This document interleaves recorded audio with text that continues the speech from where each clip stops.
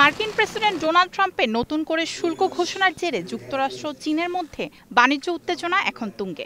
এই পরিস্থিতিতে আগামী সপ্তাহে চীনের উপপ্রধানমন্ত্রী ও যুক্তরাষ্ট্রের অর্থমন্ত্রী স্কট বেসেন্টের মধ্যে বৈঠক অনুষ্ঠিত হবে। এই বৈঠকের মূল লক্ষ্য চীনা পণ্যের উপর নতুন করে আরোপিত হতে যাওয়া চড়া শুল্ক কমানো। এক সপ্তাহ আগে ট্রাম্প চীনের আমদানি করা পণ্যের উপর অতিরিক্ত 100% শুল্ক আরোপের ঘোষণা দেন।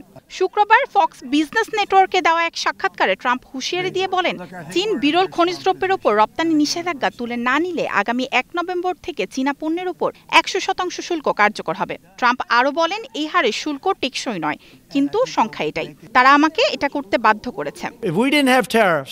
আমরা তো একটা বাণিজ্য যুদ্ধের মধ্যেই আছি। যদি আমাদের শুল্ক না থাকতো তাহলে আমাদের কোনো অস্তিত্বই থাকতো না। শুল্ক আমাদের প্রতিরক্ষা ও জাতীয় নিরাপত্তার জন্য একটি অত্যন্ত গুরুত্বপূর্ণ হাতিয়ার। যদি আমাদের শুল্ক না থাকে তাহলে আমাদের জাতীয় নিরাপত্তাও থাকবে না। এদিকে বিশ্ব বাণিজ্য সংস্থা WTO বাণিজ্য উত্তেজনা কমাতে দুই দেশের প্রতি আহ্বান জানিয়েছে। সংস্থাটির প্রধান এনগোজি ওকানজো ইউয়েলা সতর্ক করেছেন, এই সংঘাত দীর্ঘমেয়াদে বৈশ্বিক উৎপাদন 7% পর্যন্ত কমিয়ে দিতে পারে। যদিও চীন অভিযোগ করছে যুক্তরাষ্ট্র বিশ্ব বাণিজ্য সংস্থার নিয়ম ভঙ্গ করছে এবং তারা আরও বলেন, সক্রিয়ভাবে আন্তর্জাতিক বাণিজ্য বিরোধ নিষ্পত্তিতে তারা অংশ নেবে।